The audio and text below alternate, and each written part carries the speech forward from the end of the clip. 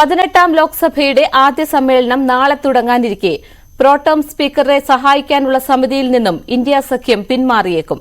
കൊടിക്കുന്നിൽ സുരേഷിനെ പ്രോട്ടം സ്പീക്കറായി നിയമിക്കാത്തതിലാണ് പ്രതിഷേധം. നാളെയും മറ്റന്നാളുമായി എംപിമാരുടെ സത്യപ്രതിജ്ഞയും നടക്കും. ബുധനാഴ്ചയാണ് സ്പീക്കർ തെരഞ്ഞെടുപ്പ്. ആർ രാകേഷ് ഉണ്ട് വിശദാംശങ്ങൾ നൽകാൻ. രാകേഷ്, നാളെ സമ്മേളനം തുടങ്ങാനിരിക്കുന്നു. നടപടികൾ എങ്ങനെയാണ്? ഒപ്പം കൊടിക്കുന്നിൽ സുരേഷിനെ പ്രോട്ടം സ്പീക്കറാക്കാത്തതിലും പ്രതിഷേധമുണ്ട്. സ്പീക്കറായി ഓം ബിർള തുടരുമോ? ഇക്കാര്യത്തിലെ തീരുമാനം എങ്ങനെയാകും?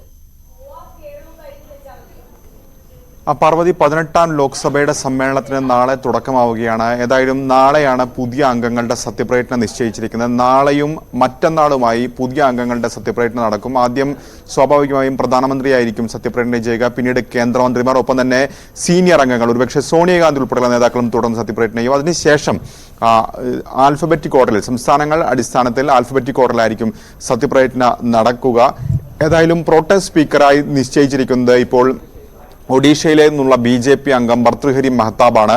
ഭർതൃഹരി മഹ്താബ് 7 തവണയാണ് MP ആയിട്ടുള്ളത്. കൊടിക്കുന്നിൽ സുരേഷ് ആകട്ടെ 8 തവണ ലോക്സഭാംഗമാവുകയും ചെയ്തിട്ടുണ്ട്. സീനിയോറിറ്റി കണക്കാക്കുകയാണെങ്കിൽ, വർഷം കണക്കാക്കുകയാണെങ്കിലൊക്കെ തന്നെ കൊടിക്കുന്നിൽ സുരേഷ് തന്നെയാണ് സീനിയർ. പക്ഷേ ഭർതൃഹരി മഹ്താബിനെയാണ് സർക്കാർ പ്രോട്ടം സ്പീക്കറായി നിശ്ചയിച്ചിരിക്കുന്നത്. അപ്പോൾ അതിന് ഒരു സാഹചര്യത്തിൽ പ്രോട്ടം സ്പീക്കറെ സഹായിക്കാനുള്ള പാനലിലാണ് നിലവിൽ കൊടിക്കുന്നിൽ സുരേഷിനെ ഉൾപ്പെടുത്തിയിട്ടുള്ളത്. അതിനോട് യോജിക്കേണ്ടതില്ല എന്നൊരു നിലപാടാണ് ഇപ്പോൾ ഇന്ത്യ സഖ്യം സ്വീകരിച്ചിരിക്കുന്നത്. കാരണം നിലവിലെ കീഴ്വഴക്കമനുസരിച്ച് സീനിയർ അംഗം എന്ന നിലയ്ക്ക് കൊടിക്കുന്നിൽ സുരേഷ് ആണ് പ്രോട്ടം സ്പീക്കർ ആകേണ്ടിയിരുന്നത്. പക്ഷേ കേന്ദ്ര സർക്കാർ പകരം ഭർതൃഹരി മഹ്താബിനെ നിശ്ചയിച്ചു. ഇതിനുള്ള പ്രതിഷേധം ഏതായാലും ഇന്ത്യ സഖ്യം ഈ രൂപത്തിൽ അറിയിക്കുകയാണ്. ഒപ്പം ഈ പ്രോട്ടം സ്പീക്കറെ സഹായിക്കാനുള്ള സമിതിയിൽ DMK അംഗം, DMKയുടെ മുതിർന്ന നേതാവാണ് TR ബാലു, അദ്ദേഹവും ഉൾപ്പെടുത്തിയിരുന്നു. അപ്പോൾ അദ്ദേഹവും ഇതിൽ നിന്ന് വിട്ടുനിൽക്കുമെന്ന് ഇപ്പോൾ അറിയിക്കുകയും ചെയ്യുന്നുണ്ട്. അങ്ങനെ ഒരു പ്രതിഷേധത്തിലേക്കാണ് ഇപ്പോൾ ഏതായാലും ഇന്ത്യ സഖ്യം കടക്കുന്നത്.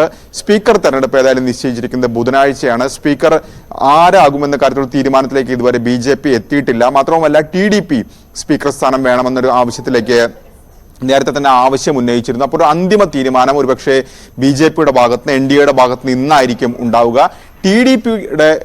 TDPയിൽ നിന്നാണ് സ്പീക്കർ വരുന്നതെങ്കിൽ അതിനെ പിന്തുണയ്ക്കും എന്നൊരു നിലപാടിലേക്ക് ഏതായാലും ഇന്ത്യ സഖ്യവും എത്തിച്ചേർന്നിട്ടുണ്ട്. പാർവതി, 18ാം ലോക്സഭയുടെ ആദ്യ സമ്മേളനത്തിന് നാളെ തുടക്കമാകും. MPമാരുടെ സത്യപ്രതിജ്ഞ നാളെയും മറ്റന്നാളുമായി നടക്കും. വിവരങ്ങൾ നൽകിയത് ആർ രാകേഷ്, ന്യൂസ് ഡെസ്കിൽ നിന്ന്.